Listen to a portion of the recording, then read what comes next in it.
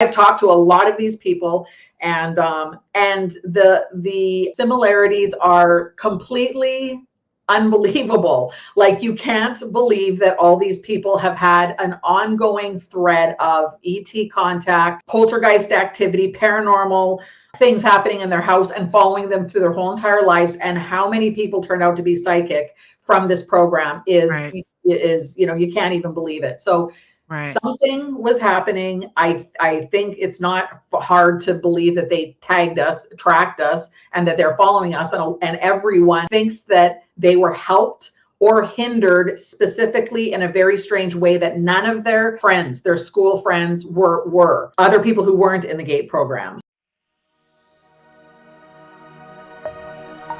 Right now on Higher Journeys with Alexis Brooks.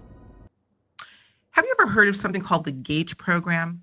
GATE, that is an acronym that stands for Gifted and Talented Education. It's a program that has raised a lot of questions. It seems recently, I don't know where the timing in all of this is coming up, but a lot of people that have been through what are also known as enrichment programs are starting to ask questions about the totality of this program. What was it really all about? Was it really to identify individuals with high learning aptitude and fast track them into certain careers, or was it something else?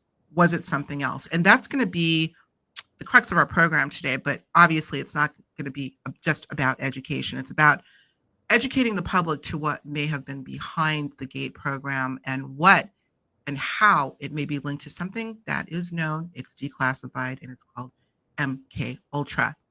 This is going to be a deep discussion, guys, deep dive, but I couldn't think of a better person to have this deep dive with other than my first-time guest, longtime friend, Desta Barnabe. She just wrote a book, I'm going to bring Desta in right now, called MK Ultra for Children, The Hunt for Psychic Abilities Through the GATE Program. Desta, welcome to the show. Thank you, Alexis. Nice to see you again. Yes, indeed. We were just talking offline and we're like, I think it's been like, what, 5-6 years since we've seen each other, and a lot has happened since we last spoke. And it was, somewhat serendipitous that I got something across my desk. I think it was from Whitley, talking about he had you on his show to discuss this bombshell, if I may put it that way, of a book that you just wrote. You have skin in this game, Desta, where insofar as you're linking GATE possibly with MK Ultra and MK Ultra-esque programs. Let's begin at the beginning. How did this start for you? How are you involved in all of this? Explain. Well, it's a long story, but I was in an enrichment program. So I live in Canada, and I was in it from grade 2 to 6, I think, grade 5 or 6. I have the most memories from grade 5. And I've always remembered being in the class. I've never specifically thought it was weird what we were doing. I don't have many memories of being in this class, and that is something that I share with everyone else who's been in the GATE program.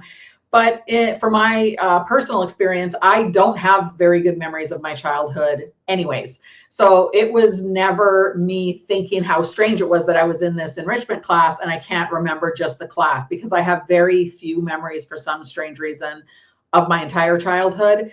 And so I also have very few memories of the GATE program. But we didn't call it the GATE program in Canada. We called it just an enrichment program. And so when I first started hearing people talk about it online, which was about a year ago, say February or March of 2025, I didn't even really connect it at all with my program. I was just listening to what people were saying. And it wasn't until some people started saying that they have no memory of the program at all. And some of these things that they were doing, they were mentioning the tangrams, the Zener cards, like guessing games, and all that was definitely ringing bells. And I was thinking that that's very strange. But the big thing that people were talking about is nap time, the pink drink, and the headphones with the very strange, what we now think is binaural beats, and the Robert Monroe gateway process.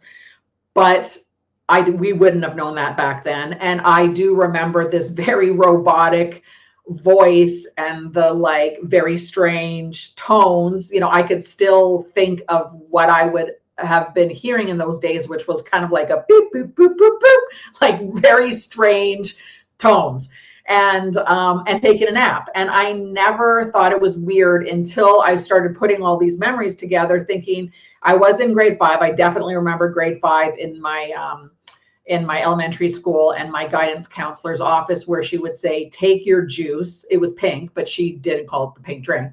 She just said, take your juice and then lie on the floor, and it's nap time.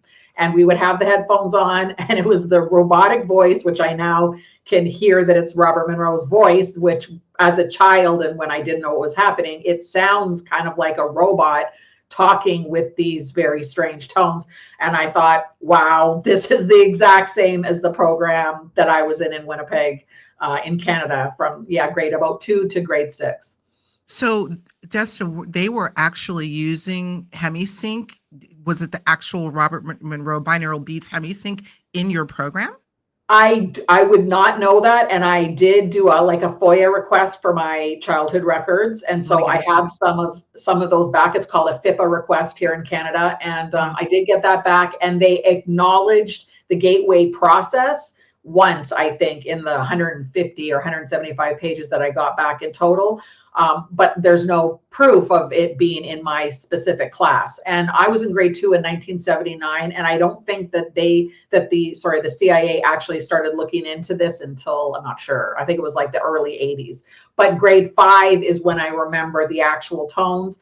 And when I went back and listened to that Hemisync that everyone from the GATE program is sharing, on YouTube now, when I listened to that, Bob Monroe's voice, I got goosebumps. I was completely, it's just like it takes your breath away. I was covered in goosebumps. It gives me a super creepy, scary, weird feeling. But before I heard it, what my memory was that boop, boop, boop, boop, boop, like that really, and I could still exactly, and it sounds like that, like how I said it, because I've never forgotten that. And I never would have known it was Robert Monroe's voice. I wouldn't have known any of those things. But when I heard it, I was like, oh, total chill. Like, yes, absolutely. Oh my gosh. Wow. Oh, I have so many questions. I don't know where to go from here. I want to ask one question. By the way, I want to also bring up for the audience, we're going to be doing this in 2 parts, you guys, because there's so much ground to cover.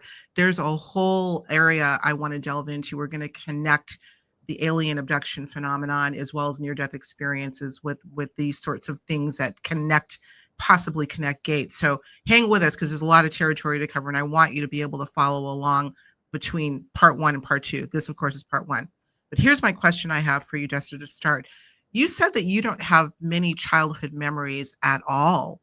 Can you explain what you mean when you say, relative to this program, or just in general? I mean, and why? I don't know. So I always just thought I had a bad memory, and my friends, I'm still friends to this day with I don't talk to all of my friends from when I was kindergarten still, but I'm friends with all of them on Facebook. All of my friends are still friends. So, I mean, I've been talking to people that I was in nursery school with my entire life, So, and everyone knows I have a bad memory. And so when they start saying, oh, you guys remember this, remember when we do this, I just have no memory of it. I don't really. And so that's mostly elementary school. And I don't, like, high school was a little bit better, but I mean, my memories of when I was a child, for some strange reason, all revolve around the pictures that I have. So I can remember, the couple, I don't know, minutes or hours or day or whatever. Every photo that I have, I do remember the photo being taken, but yeah, it's really weird. I'm not sure. And I just never thought it was weird, because I just think it's weird when other people can remember so many things. So I've never had an explanation for that. But now there is so many things in the last year since I started researching this program, where my belief system of dozens of different things, including psychic abilities, and memories and amnesia and dissociation and like so many things. I, even 1 year ago, had a totally different opinion and belief system around them. So this program and the research that I did has completely changed how I perceive a lot of things. And so one of them is that. And I'll just very quickly say that one of the only memories that I've had consistently, I've had a couple like memories through my whole entire life about my elementary school, like about those days. And the crazy thing is, I never would have been able to describe it like this previous to a year, from the past year. But now I actually think it's totally revolves around the GATE program. And that makes it even, creepier to me. But one of my main, and I said this on Whitley's program, but one of my main memories of my entire childhood was the day I came home from school. I've never remembered how old I was. But I remember coming home from school one day, and I don't even remember coming home from the school. So my actual memory is sitting in the bathroom in my parents' house, and being absolutely hysterical and crying and telling my mom I'm never going back to school again. So I've thought of that my entire life. I'm 53 right now. I've thought of that my entire life, and I have just always wondered, like, why I would have thought that. I don't want to think of the reason that, of course, my mom also only has a few memories of my entire childhood. I don't, so she doesn't help very much. So That's I don't know that. interesting. Yeah, that maybe sounds really weird too. And there's a really weird connection in the book, but I don't think it has to do with it. But my mom was a psychiatric nurse, and my mom actually worked at the hospital with one of the main people that I quote in my book all the time. Dr. Colin Ross, yeah. Who's a fantastic, phenomenal researcher. And, so he has nothing to do with my childhood, but it's a very strange connection that he wrote these fantastic books about the MK Ultra documents and his opinions about it. And like, basically, he really was the whistleblower, blew the lid off the whole thing for the psychiatric community and how they were involved. But it's a very strange connection that he was my mom's boss, but he wasn't even in Winnipeg. So I don't think he had anything to do with it, but it's very strange that me and my mom have hardly any memories of my childhood, except that one memory. Let's stop there for a second. Let's park that there for a minute, because I heard you talk about that, and I believe you brought that up as well in your book, that your mom also has very few memories of your childhood. Mm-hmm. You and I both are big experiencers of and believers in something called synchronicity. Mm-hmm. Let's assume there's a synchronicity there. Where might that link be? That's not. I cannot. I'm loath to call that coincidence. I don't want to dig a hole where it doesn't exist, but let's pause there for a minute. Let's think about it. What are your thoughts? I mean, Dr. Colin Ross, by the way, you guys, and I've just learned about, I think I've heard his name before, but you obviously bring his name up in your book numerous times as it relates to, this guy was like the world authority on what is known as dissociative identity disorder, used to be called multiple personality disorder. Also curious as to why they changed the classification. Mm-hmm. But he was your mother's boss, yes? Mm-hmm. Yeah. Are you 100%, is he still alive? Oh yeah, I reached out to him actually. Yeah. Oh. Yep. Okay. He runs a big institute, and I haven't kept up or 100% on it, but he runs an institute called the Colin Ross Institute in Texas. He moved after he was in Winnipeg, and he was the world at the time, for sure. He was the world like leading authority on DID, and he runs a huge institute, in Texas. So I spoke to him, and just to ask him if he thought that there was any connection at all with any programs, and he didn't know of any like programs for children that could have had to do with the MK Ultra documents. Okay, so basically was this part of your research for the book itself? Yeah. Okay, yeah. So he's saying that he doesn't know of any connection between GATE and MK Ultra? Is that what? Yeah. Really? So I don't, I don't know. And I am like, I have a theory that it's connected based on, that's what I wrote the book about. But of course, there is no actual documents that are connecting them. I was just trying to lay the framework out and the foundation to the story of, if you think the government isn't able to be interfering in our lives and in childhood lives, and if they have nothing to do with ESP or remote viewing and everything, I just wanted to kind of like lay the groundwork for the people that to say that these programs existed. The government is highly interested in psionics, now, or psychic abilities. They have been since the 50s. They were doing mind control programs. These people were completely mind wiped of their memories, of their personalities, their identities. Like, I just wanted to kind of like lay the foundation of what the government has done and why they could be involved in this. There is no proof that they were involved specifically with the GATE program, but they were involved in testing teenagers. Project Talent in the 1960s, they tested 400,000. They were giving IQ tests out, and personality tests, and they were testing for a whole bunch of things, and they were doing that.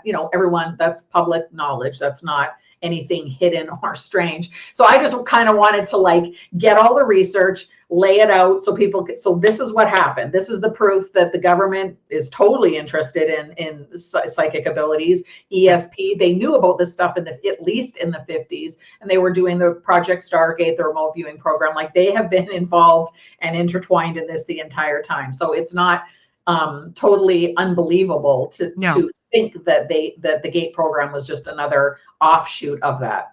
To the contrary, listen, you guys, this book is riveting, and I think you're being quite conservative, and you're being safe. I think you're being very safe because you can't prove it.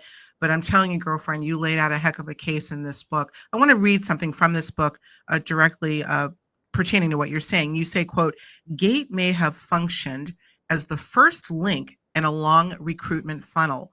The children who showed intuitive gifts, deep imagination, artistic fluency, or neurological anomalies were not just placed on an academic fast track, they were tagged." I was trying to be really careful. I don't want the CIA showing up at my door. So I'm just theorizing, but there is a lot of connection that they were trying to track some of these people. They did have a database. They were using it.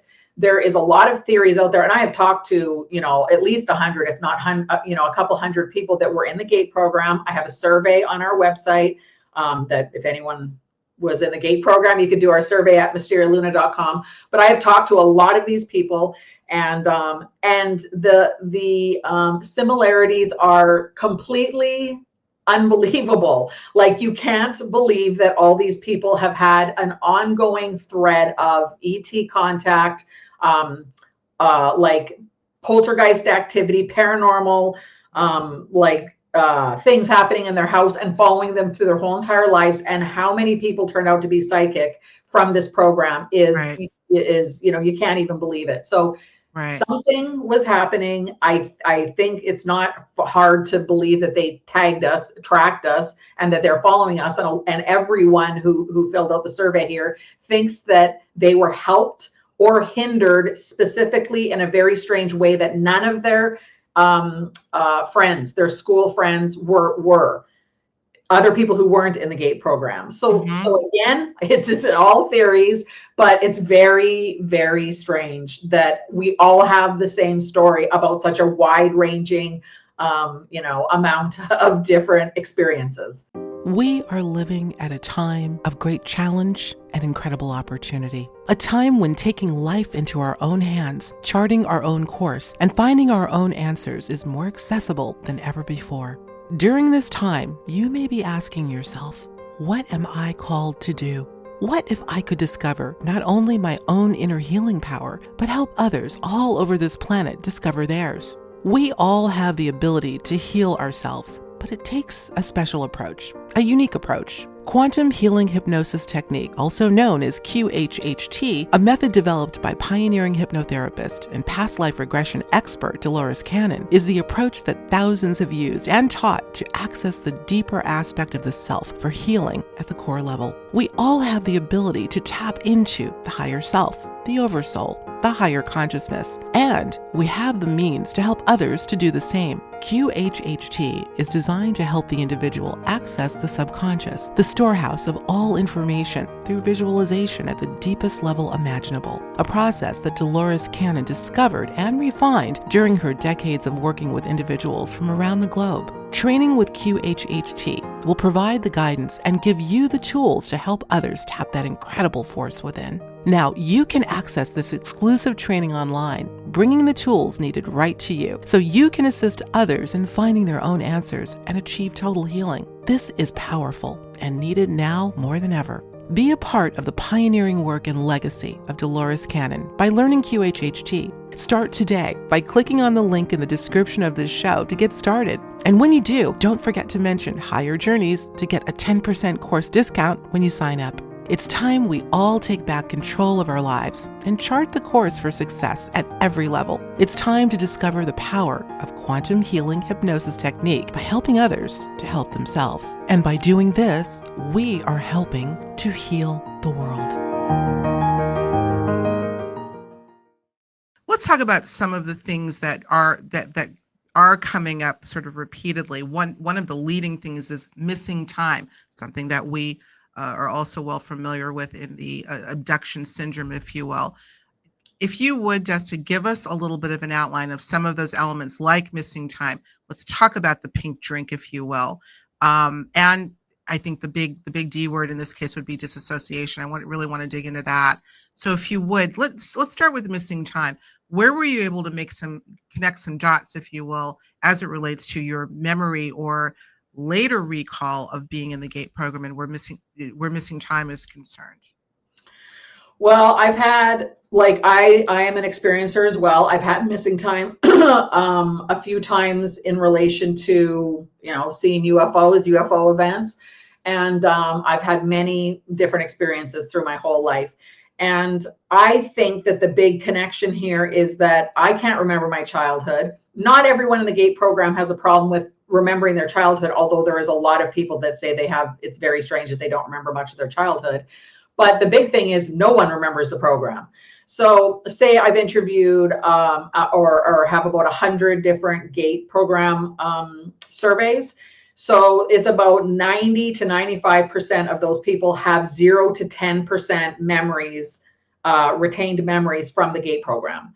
So almost everyone has almost no recollection of what they were doing. And a lot of these people say that they have great memories. They can remember everything in their childhood. They remember going into the guidance counselor's office or these, trailers that were, a lot in the States, probably there's a lot of little extra trailers that are attached to the schools, and they would go in and their GATE program was in these trailers.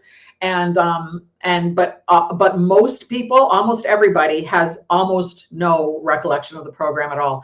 So I'm kind of connecting that into say Whitley Strieber or anyone, David Jacobs. I have a couple different examples in the book of the abduction scenario, the alien abduction scenario versus a traumatizing event. So say a trauma-based mind control. So these two events are very similar in the way that there is dissociation. So if you want to say dissociation is when you basically can leave your body to the point of where you have no feelings or thoughts or identity or memories to who you really are. So you've disconnected. So you've dissociated away from who you really are, who your base reality is, I'm Desta, I have to, pat my cat or feed or, whatever, go get groceries. So when you've dissociated, you've kind of left, cut all the ties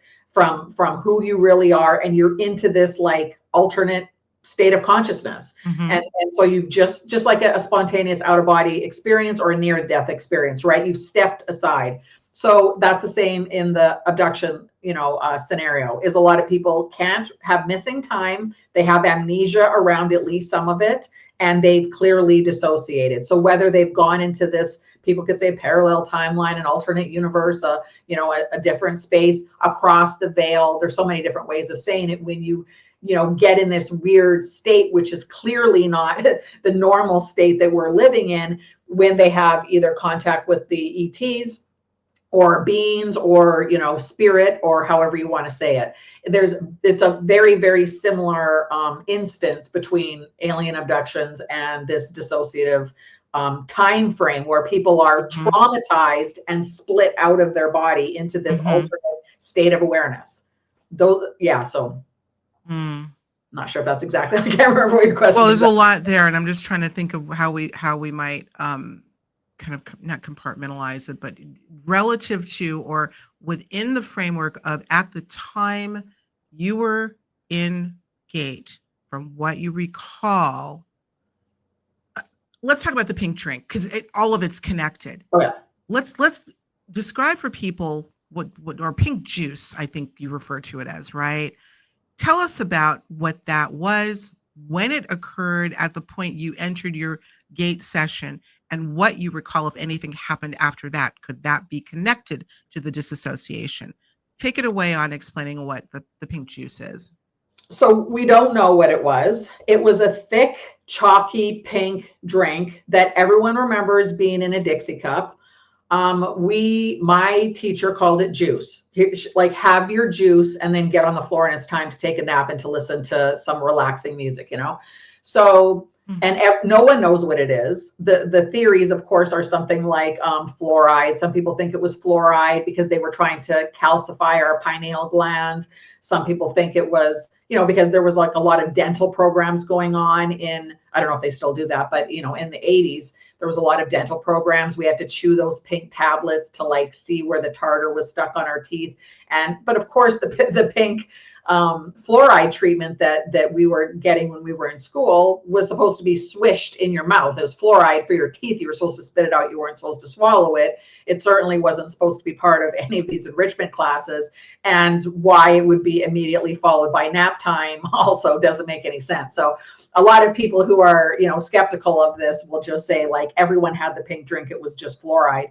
But we were not swishing it and spitting it out, and this wasn't part of the dental like class or the dental part of the school, which would happen maybe once a year, maybe twice a year, depending on if you had well water. I think that's what I looked up, depending on, you know, if they thought that there was need to be putting fluoride on people's teeth to be protecting kids' teeth. But so yeah, so my memory is definitely we would go into the class. There was games. I remember a lot of guessing games. We had like ink blots and like, you know, different tests like that. We had to write a book. Like I actually still have the book that we wrote. The Zener cards, I definitely remember. But what I thought we were doing a lot was guessing games. So it would be like, this person has a card, you know, you guess it. Or this person is thinking this, guess it.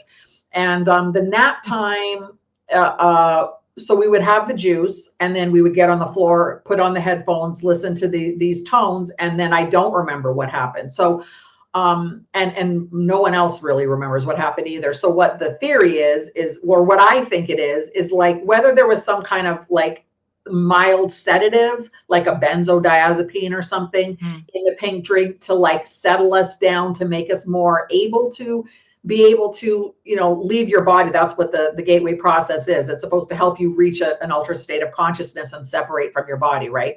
So whether they were trying to put something in it to relax us so we could go into that altered state a little bit easier, you know, that's a theory, but that's not supposed to give the amnesic compartment to all this. So what would they be giving us that would completely wipe our memory of the whole entire instance? Like, that's really the question. And if I don't think it was something like LSD, like MKUltra was experimenting with for other people, because I don't think they're dosing, you know, hundreds of thousands of children with LSD, because that would be pretty obvious when we went home that, you know, our parents would be able to notice.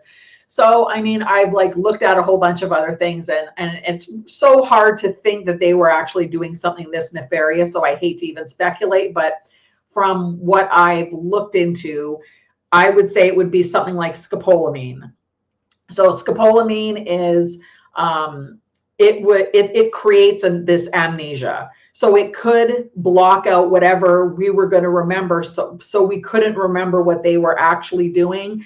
Again, to not get to the too scary or nefarious side of it, I'm going to just assume we put on the headphones, we separated from our body. They knew that we could do this, dissociate. And maybe they were trying to say to us, like, see if you could go see something. Is there another being out there? And scopolamine is one of these like psychedelics that can show you beings. So LSD is just kind of a hallucinogenic where it kind of, you just see like colors, flashing colors and patterns and all this stuff. It's not specifically going to bring beings to you, but scopolamine, there's a lot of people that have a lot of experiences where scopolamine brings the entity to you. It's not always a very good, Dennis Wow. McKenna has a really good story with eating datura seeds, and he said he will never, for someone who spent his entire life experimenting with hallucinogens, Of he said he course. would never ever do it ever again, because he said the being that came to see him, it was terrifying, and he I doesn't think even I know. remember him, McKenna, talking about that. Yeah. Yeah. I think Yeah, he, so that's what I would think is like, did they give us something first specifically to show us a being? And then when we were, coming back from the nap time and after getting out of our body, having an experience with this being, were they just trying to get information? It was like a data collecting session where they were just like, who did you see? What did they say to you? What my did you God. say to it? And then maybe just they say next time, see if you could go see that being again and see if they have a different message for you. Like, I don't know, obviously, but it's possible that this was a conditioning like process where they were trying to get us to go outside of our body and see if we could connect with something and see if there was something that we could communicate with that would maybe help the government in the future, You talk about in the book, and I believe also in the interview you did with Whitley, having dreams to this day of flying around the library in your school, which would indicate some form of out of body adventure, out of body experience. Were you able to link the dreams that you're having now back to possibly that's what was happening? Yeah, well, that's another thing that when I look back at my childhood, and I am trying to think of like what memories I have of my entire childhood, never mind my elementary school, but there's two memories that I have of of this time when I was like in, grade 2 to 5 kind of thing, when I was really, really young. One of them is leaving the school when it was pitch black.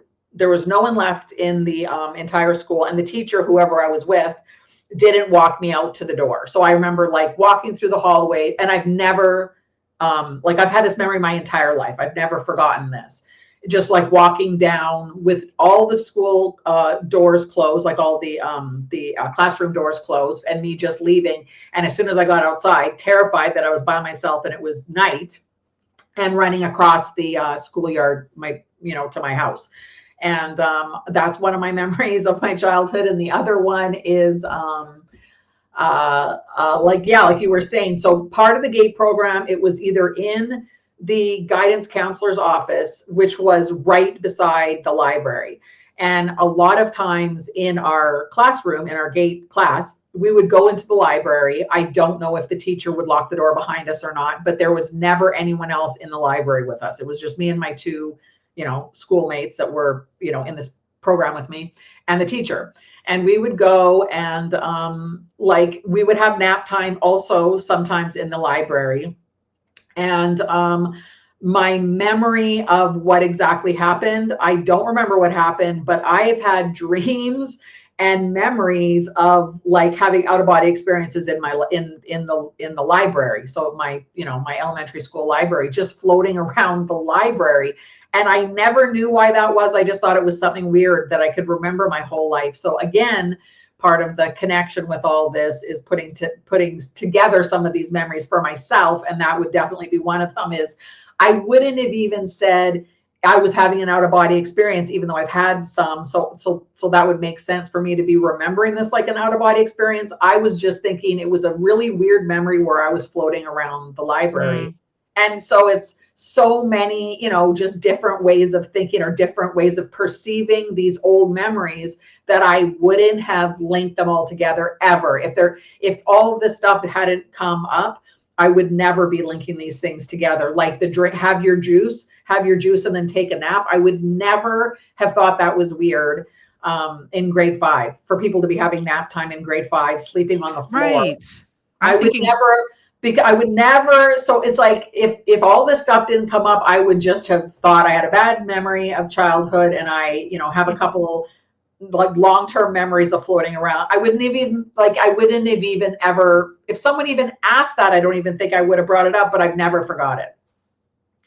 want to read something else that you ask a lot of questions in part one of your book that I think the audience needs to hear. These are pertinent questions where you say, why are so many people, especially right now in 2025, suddenly remembering bits of this program, like you? Why are so many former gate kids finding each other on social media and saying the same thing, including the pink drink, maybe? Why do so many forget most of the events around the school program, even if they remember everything else about that grade? Why do so many people feel a creepy or dark undercurrent tied to it? Why now? And why does it feel like this program might have been testing for things our parents never knew about? There's a lot of questions there. Here's my question to you. In the course of your research, all the documents that you've been able to amass during your research, have you been able to answer any of these questions for yourself? Like, I mean, anyone who I follow, like who I've been looking at, or again, from my survey. So like looking at the survey, I'm asking a lot of questions in the survey so I could get my own answers and I could kind of try tying things up together for my own personal experience.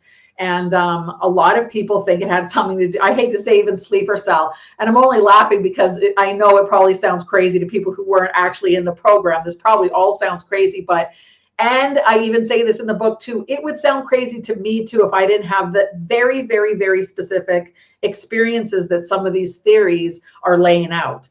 And so I don't know why we would be waking up now, why everyone would be remembering now, but the fact that it's happening like at one time, because if I didn't read this, I never would have put these things together for sure. So why in 2025 is everyone waking up? Like I haven't been able to put it together, but sleeper cells is what some of the people are saying. Right? Was it just like the amnesia only lasts for a certain amount of time and then it starts wearing off? Is it like a collective unconscious kind of thing where the world in general, or like the vibe in general, is like lightning? We're being able to see through the veil more. People are waking up more. There's more like collective groups. The psychic abilities and stuff like that is coming more mainstream and to the forefront. So maybe people like, maybe just like the veil itself of whatever is put over the world in general is just kind of thinning a bit. So we're all kind of a little bit, popping up to the surface a little bit more and a little bit more able to like, talk about it, reach out about it. People like to be, saying weird things that happened to them. Maybe the stigma was too bad a couple of years ago and it was too dark and maybe people couldn't get to that place. Maybe it's just like a collective understanding and a collective space that we're in where it's a little bit lighter and it's easier for people to talk about it, to remember it. And maybe that's why the memories are coming up. I definitely don't have the answers, but yeah, I ask a lot of questions in the book and I kind of wanted to write it in that frame because it is all questions. We all have the questions. And that's why I wanted to do this survey and to talk to a lot of these people instead of just reading the comments online, because I'm really trying to put some of the puzzle pieces together to try figuring out what happened. So it's really interesting hearing how many, every single person that was in the GATE program that filled out our survey, every single person has had like their whole entire life filled with paranormal experiences. Every single person. Every single person that filled out our survey that I've talked to, even people that just have reached out because, they saw the book or they saw me on a different podcast or whatever. Every single person. In terms of the why now, I think perhaps it's all of the above. I mean, look, we're having these conversations all the time, and I know you know this, where people who typically would not even be listening or watching this kind of information are seeking it out because they're having their own epiphanies, more spiritual awakenings or other sort of peak experiences, people that are seeing very strange anomalies with number patterns, etc. No one knows definitively. I know some want to say that they do about what is happening right now, but there's clearly a shift in cosmological paradigm that's going on, for whatever it's worth. And I mean, it is cliche, but I do think that there is something that is thinning. We call it a veil sort of colloquially, but there's something that is lifting, that is allowing us to have memory, perception beyond the normal five senses. I can't tell you how many individuals I have talked to that are lay people, particularly people that I'm meeting on the street, that are asking what I do. Once I tell them, it's not a, oh, really? It's a story that they want to share. Right. I do believe this is a time of revelation in this regard. So that wouldn't surprise me at all. But when I read the book, it certainly piqued my interest that your synchronicity happened, or set of synchronicities happened in 2025. I mean, you got this book written with all the research that you've done fairly quick. My gosh. So there had to be a mission. There's a mission here that you wanted to achieve. Yes. What do you want people to get out of this? What do you want to leave people with on this? Well, I just like exactly what you're saying. Like, I think that this is a time that now that you could say, a lot of even friends, like, for sure friends of mine, I do channeling and remote viewing, and I do a bunch of stuff like that. And my friends like that I was talking about from elementary school and from high school, none of them do not ask about it. They don't want to know about it. Even if I post that I wrote a new book, nobody buys it. They a lot of people do not care about UFOs. You could say the Pentagon in 2017 released all this stuff, and now it's slowly making its way into the mainstream. And so psychic abilities, I think, are going to be just close behind, like the disclosure of ETs. It's not just ETs; it's a disclosure of that the government's known that all these things exist, and they're not so taboo, the subjects, anymore. And there shouldn't be a stigma on people having these experiences. And I think more and more people are having them. So I guess what I want to leave people with kind of is just, I'm like really into like psychological warfare, and I'm really like a fighter of like wanting to wake people up and say, like, the government has been doing stuff like this. They know stuff like this. We shouldn't be classified as crazy being experiencers or having, had a UFO sighting or something like that.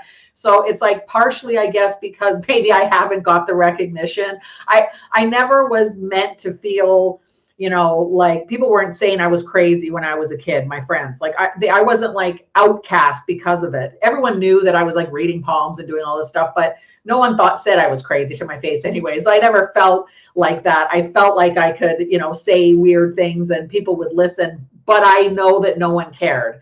And I guess maybe that's something that's stuck with me, or something where maybe I just want to, shout it out to the world that, people have these experiences and the government knows about it, and it's true, and these are real abilities that could really, like you're saying earlier, that can help find missing people. Like, we can help do things for the community, and maybe that's what the main thing is that we have a voice in the matter. And even if a lot of people feel like they were experimented on, and I wanted to leave people with that at the end of the book, like, even if you feel like we're victims and we were victimized, and there's all these horrible things have happened through our life, I kind of want to leave it and leave the taste of the whole book kind of as like more of a hopeful thing.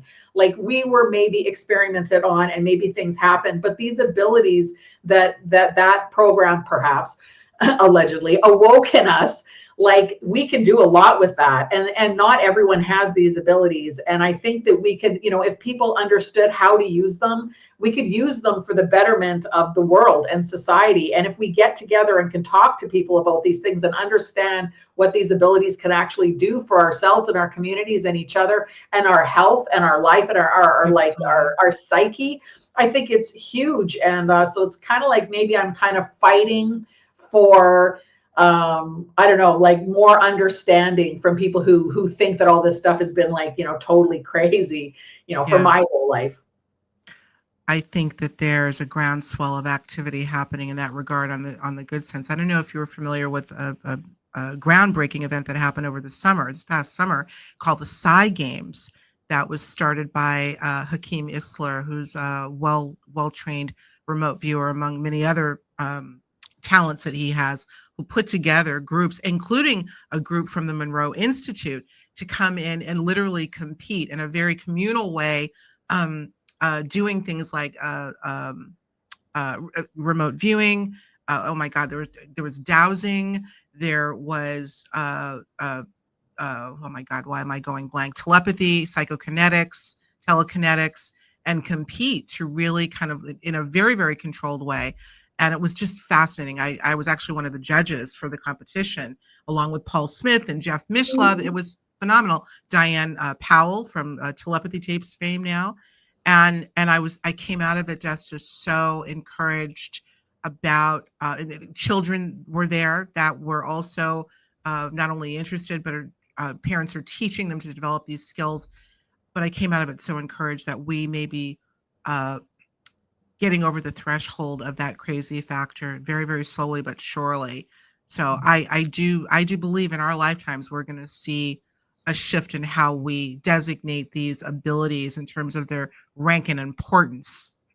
Yeah. So I'm hopeful, and yet we have a very, very long way to go. And I don't want to.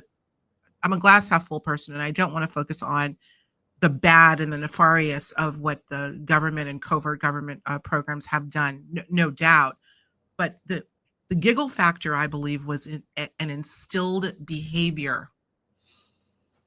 The same Absolutely. people that were dumping millions into studying perhaps people like yourself, perhaps through the GATE program, were the same people that instilled the behavior of laughing and scoffing. I've been talking about this a lot lately, when these things need to be taken very seriously. The very people who are dumping the millions of dollars into developing these programs are the ones that probably dumped millions of dollars into paying psychiatrists and psychologists on how to modify behavior to get you to laugh and keep laughing while they're doing Absolutely. what they're doing on the other side. So that too is a program.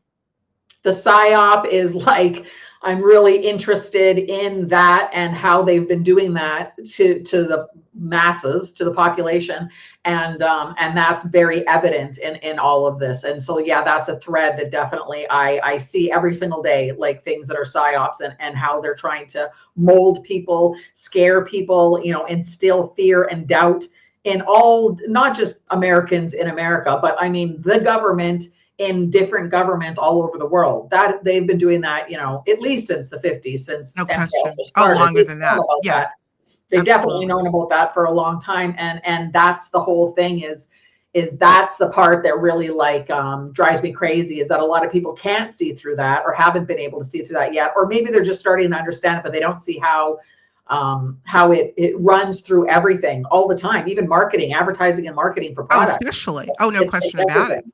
Yeah, Yeah. absolutely. In the course of your research, Desta, were you able to find out if GATE type or other enrichment programs were concurrently happening or still happening in places like the UK and Australia? And if so, were you able to draw some of those same sort of eerie similarities with those programs? Yeah, absolutely. I have quite a few people from New Zealand and Australia and the UK that have completed the survey. So I've talked to a bunch of people, and it's the same. And they were actually saying, why would it be happening in Australia or New Zealand? Everyone's kind of saying that, like, I see why it's happening in the States because of the Cold War and everything that was happening, but why would they be doing it in Australia? And again, I'm from Canada. Canada is where in the Allen Memorial Institute in Montreal, where most of those horrific MK Ultra experiments happened. So everyone kind of has come to the same conclusion, which is their governments. No one can be left behind. No government wants to see that. Just like the Americans can say, like, I see the Russians or the Chinese are doing these experiments with children, like before the 50s. And so we have to see remote viewing, like they're going to have psychic spies, like, and if we can't compete with them, we can't be left out. We can't have them having psychics come and be going through our filing cabinets and reading all our top secret, classified documents. So of course they have to, for the Americans, of course they have to do that. But why would the Canadians or the Australians not jump in as well if they could see? And the other thing is that the GATE program for my FIPA request, the how the teachers in Canada were learning how to like, what to do in the classrooms. They were being trained from a lot of teachers from the States, but they were also going to gifted and talented conferences in Germany. So they was happening everywhere. Like, I don't know why that would be happening, Wow. but they were absolutely doing the program in at least Germany. But yeah, I have lots of people from the UK and, Oh my gosh. all over the place. So they were definitely doing this everywhere. So whether they all just wanted to keep up, they were sharing information to see that, like some of these psychological programs were, giving fielding some good enough data that they might be able to use to back engineer in the future, or just trying to get their own data so they wouldn't be behind in what the Americans were doing. You know, who knows why they were all doing it, but definitely those conferences were being run in Germany. So yeah, you found out some interesting things as to what was happening with those conferences. And there were also some conferences that were happening at the school, I thought, that were around gate and protocols that were a little strange, right? do you mean the psychic from the Hamilton House? Yeah, I believe that's one. Yes, yeah. Talk I about thought that. that was insane. So only because I know about this. So there was a house that was used in Winnipeg, kind of near my house where I grew up.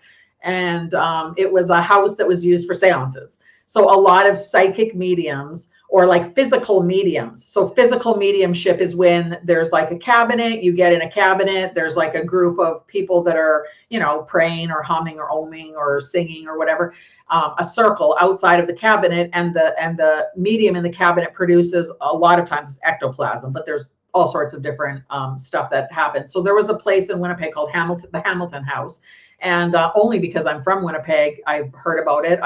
You know, at the University of Manitoba, where I went to school, and also where Grant Cameron worked for his whole life, they have all of the Hamilton House files.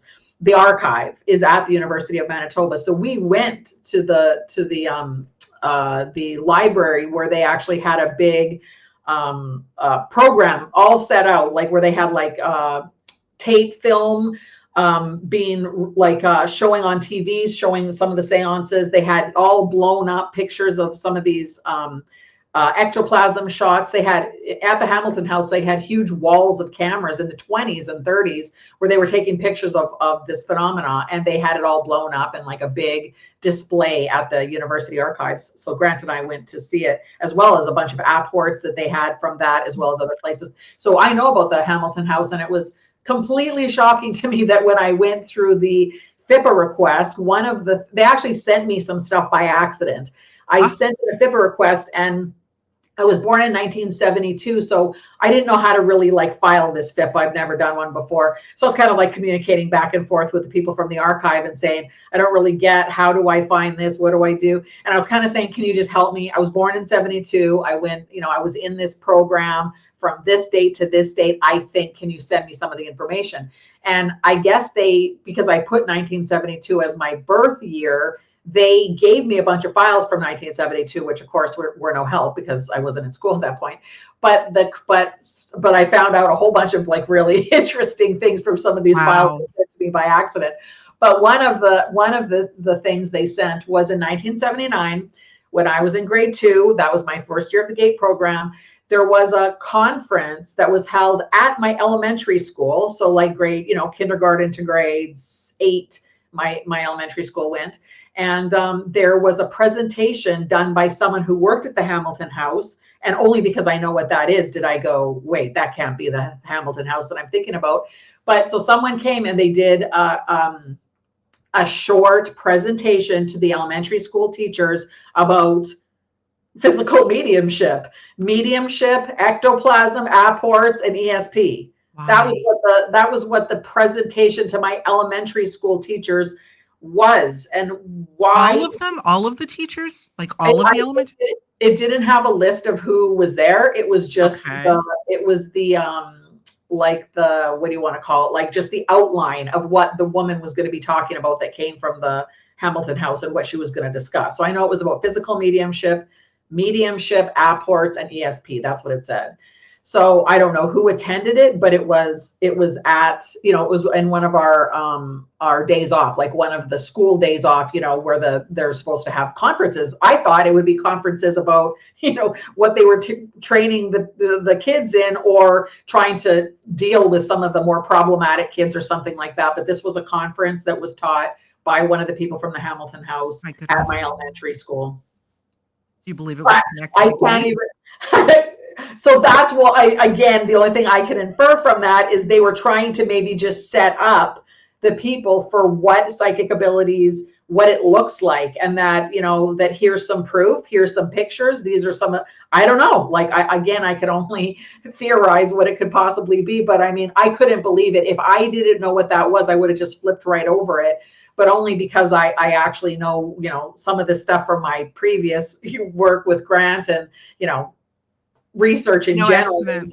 into the No. paranormal. I was like, the Hamilton house, that's so weird. And yeah, I read the whole, it was kind of like a spreadsheet of what they were going to be talking about, how much it was going to cost, if the money, like where the money went, that there was going to be like lunch served first, or, like whatever the schematics of what exactly this woman was going to be talking about. But it was in the same year that it was my first year in GATE. So I'm sorry, you said you got this information that this went down by accident. I think by accident, as in they shouldn't have sent me that stuff. No, I know. Well, I don't think that's why I'm putting it in air quotes, because it certainly wasn't by accident. Look, I think you're being divinely guided to get this to have pulled all this together. But isn't that interesting? I mean, look, when you've got so many clues after you've connected so many dots, there's a point where you just resign yourself to saying there's a smoking gun here. There's a smoking gun.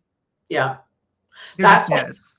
That's why I thought I included a lot of maybe, and because I self-publish, it's very hard for me to, once I've written a bunch, to start cutting things out. That's a really hard part of self-publishing and not being an editor, I edit Grant's books and I do a lot of editing, but it's very hard when you're writing it yourself to figure out where to start cutting the fat kind of thing. I've been there, done that. I understand 100%. It's so hard because it's so fascinating. And I was putting so many things together, like, is this going to be too, way off the reservation kind of thing if I actually put stuff about, some undocumented programs like Monarch and all that stuff, or Michael Aquino. I put in a lot of like really weird stuff, but it's because that's it. It's all about that, the smoking gun. It's like,